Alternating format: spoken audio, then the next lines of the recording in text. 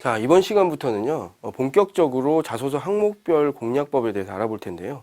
그 중에서도 이번 시간에는 공통항목 공략법을 집중적으로 배우겠습니다. 이 공통항목이라고 하는 것은 대부분의 기업들에서 아주 공통적으로 출제되는 항목이에요. 그래서 여러분들이 잘 알아두셔야 되고요. 그 중에서도 이번 시간에는 그 본인의 성장 과정, 그 다음에 강약점에 대해서 기술하세요라고 하는 그 두 가지 항목에 대해서 집중적으로 배워보도록 하겠습니다. 먼저 성장 과정이에요. 이 성장 과정의 질문의 의도를 먼저 확인을 해볼까요? 어떤 질문의 의도가 있는지. 자, 이 질문은 지금의 당신은 어떤 사람인가? 라고 하는 것이 이제 질문의 의도인데요. 조금 더 파고 들어가 보면 입사하면 우리 회사에 기여할 수 있는 성격, 특징을 가지고 있는 사람인지를 그 사람의 성장 과정을 통해서 확인해 보겠다라는 의도가 담겨져 있어요. 그래서 쭉 살아온 성장 과정을 봤을 때, 이 사람의 캐릭터가 우리 회사의 가치에 부합하는가, 이걸 파악해 보고 싶은 거죠. 자, 그러면 여러분들 이 항목 어떻게 공략해야 될까요? 자, 가장 먼저 단순 나열식으로 기술하는 것은 금물입니다. 예를 들면 초등학교 때 뭐 했습니다, 중학교 때 뭐 했습니다 라고 하는 것은 아까 얘기했다시피 본인이 쓰고 싶은 것을 쓰는 것이지 읽는 사람이 읽고 싶은 것을 쓰는 게 아니기 때문에 절대 이런 식으로 하시면 안 되고요. 제가 추천해 드리는 방식은 여러분들의 성장 과정을 규정할 수 있는 단 하나의 캐릭터를 하나 선정을 해보라는 겁니다. 예를 들자면 저돌적인 삶, 그죠? 도전적인 삶, 아주 창의적인 삶, 끈기 있는 삶, 팀원들과 협력하는 삶, 이런 하나의 캐릭터를 선정을 해서 그 캐릭터에 부합하는 근거들, 경험들을 이렇게 모아서 그 캐릭터를 지지할 수 있도록 글을 쓰는 게 가장 중요하고요. 캐릭터를 잡을 때는 지원 회사의 가치에 부합하는 캐릭터를 선정하는 게 가장 좋겠습니다. 아시겠죠? 예를 들자면 패기를 강조하는 회사라면 저는 패기 있는 삶을 살았어요. 협력을 강조하는 회사 또는 인화를 강조하는 회사라면 저는 팀워크를 중시하는 삶을 살았습니다. 이런 식으로 여러분들의 캐릭터를 잡는 게 굉장히 중요하다고 할 수 있습니다. 자, 그리고 글쓰기 할 때의 구조는 이렇습니다. 제가 첫 번째로는 그 두괄식으로 써야 된다고 얘기를 했죠. 그러니까 주장을 먼저 내세우는 겁니다. 본인의 삶을 관통하는 캐릭터. 그러니까 그 중에서 지원회사의 핵심 가치에 부합하는 이미지에 해당하는 주장. 저는 이러이러한 삶을 살았습니다. 라고 하는 거를 가장 먼저 내세우고요. 그 다음에 근거로 이를 뒷받침하는 경험들을 쓰시면 됩니다. 그죠? 그리고 맺은 말로는 자, 이걸 바탕으로 해서 회사에 들어와서도 열심히 하겠습니다. 라는 앞으로의 다짐을 쓰면 그 글쓰기가 완성되겠죠. 자, 그런데 이걸로 완성되는 게 아니라 앞에 뭘 붙여줘야 된다고요? 소제목을 붙여주는 게 좋습니다. 본인의 삶을 관통하는 캐릭터 그리고 그 경험들을 아우를 수 있는 톡톡 튀는 카피를 소제목으로 제시를 하면 완벽한 글이 될 수 있겠습니다. 자, 그러면 실제 성장 과정에 대한 자기소개서 작성의 예시를 한번 들어볼까요? 아주 좋은 예시를 제가 가지고 왔습니다. 자, 이 사람이 먼저 내세울 게 뭐라고 그랬죠? 주장이라고 그랬죠? 그죠? 두괄식으로 써야 되니까. 자, 어필하고 싶은 캐릭터를 이렇게 잡아왔습니다.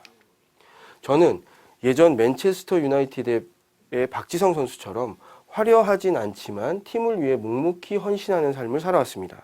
뭔가 본인만의 독특한 캐릭터가, 어필하고 싶은 캐릭터가 딱 드러나죠. 그죠? 자, 이 사람이 왜 이런 주장을 했을까요? 본인의 캐릭터이기도 하지만 이 회사에서는 협력, 인화 이런 걸 굉장히 강조하는 회사이기 때문에 본인의 캐릭터 중에서 요걸 골라서 쓰면 지원자로서 훨씬 더 어필할 수 있겠구나라는 생각을 했기 때문에 이렇게 쓴 거죠. 자, 이게 굉장히 중요하고요. 자, 그러면 그 다음에는 근거를 어떻게 써야 될까요? 예. 이 어필하고 싶은 캐릭터를 지지할 수 있는 근거를 써야 됩니다. 자, 어떻게 썼냐면 첫 번째는 이 캐릭터, 그러니까 팀을 위해 묵묵히 헌신하는 삶을 살아온 캐릭터를 갖추게 된 계기를 먼저 썼네요. 자, 초등학교 시절 주인공을 맡지 못한 것에 불만을 품고 연습을 게을리하다가 학예를 망쳤던 경험을 통해서 작은 역할도 팀 전체에게는 아주 소중한 부분이고 한 사람의 잘못이 팀을 망칠 수 있다는 것을 깨달았습니다. 그 이후로 남들이 선호하지 않는 역할이라도 책임을 다하려 했고 팀 전체를 위해서 남들보다 더 많은 노력을 기울였습니다. 라고 먼저 이런 삶을 살아오게 된 계기, 그렇죠? 그 계기를 먼저 기술을 했고요. 그 다음에는 그러한 삶을 살았던 실제 경험들을 몇 가지 덧붙여주면 아 정말 이 사람이 묵묵히 팀을 위해 헌신하는 캐릭터구나라는 거를 그 평가위원들이 확신할 수 있겠죠. 그런 근거들을 임팩트 있는 근거들을 골라서 써주면 되겠습니다. 자, 예를 들어보면 고교 연극 동아리에서 연극을 준비할 때는 주인공 역할이 아니고 기꺼이 스텝 역할을 자처했습니다. 묵묵히 팀을 위해 헌신한 거죠. 다들 배우로 활약하기만 바라고 허드렛 일을 꺼려하는 상황에서 제가 지원해서 소품 조명, 무대 장치 등을 맡았고 연극이 성공적으로 끝날 수 있게 성실히 지원했습니다. 이런 식으로 썼네요. 자, 그리고 또 하나의 경험을 들었습니다. 이 30년 그 대선배들까지 참여해서 교류하는 대학교 학과 행사를 준비할 때에는 집행진이 아니었음에도 불구하고 어쩔 줄 몰라 하는 과대표와 집행진들을 도왔습니다. 그죠? 자, 해야 할 일들에 대한 정리부터 홍보물 제작, 외부 인사 섭외 이런 것까지 맡아서 진행을 해서 성공적으로 행사를 치르는데 일조했습니다. 이렇게 근거를 제시했습니다. 자, 이 근거를 들어보니까 어때요? 예, 묵묵히 팀을 위해 헌신하는 삶을 살아왔던 경험으로서 아주 충분하죠. 이러면 평가위원들이 고개를 끄덕입니다. 아, 그렇네. 이 사람 정말 묵묵히 팀을 위해 헌신하는 삶을 살았네. 이렇게 고개를 끄덕이게 되는 거죠. 그러면 여러분 이 항목에 대한 여러분들의 답변은 성공입니다. 아시겠죠? 자, 그 다음에 마지막으로는 뒷받침할 근거로 또 하나 들었는데 이 각종 팀 프로젝트를 리딩할 때 팀원들보다 더 많은 과제를 맡고 하기 싫어하는 일들도 솔선수범해서 진행을 해왔다. 이렇게 이제 그 캐릭터가 발휘한 근거들을 하나 더 들어줬어요. 자, 그리고 마지막으로 맺은말로는 골게터처럼 화려하진 않지만 팀에서 가장 중요한 역할을 하는 미드필더처럼 입사 후에도 원팀을 이끌어내는 구성원으로서 조직 성과 향상에 기여하고 싶습니다. 와 같이 입사 후에 다짐, 포부를 한 줄로 간단하게 정리를 했습니다. 이러면 여러분들 자소서의 본문은 완성이 됐죠. 자, 그러면 여러분들 이 그 완성된 글에 소제목을 달아주는 게 중요하다고 했죠. 여러분들이라면 소제목을 어떻게 달겠습니까? 아주 임팩트 있는 소제목을 한번 달아볼까요? 예. 3개의 패를 가진 미드필더. 어떻습니까? 여러분 정말 박지성 선수가 연상이 되죠. 박지성 선수처럼 묵묵히 팀을 위해서 헌신하는 그런 이미지, 캐릭터가 연상이 되는 소제목이죠.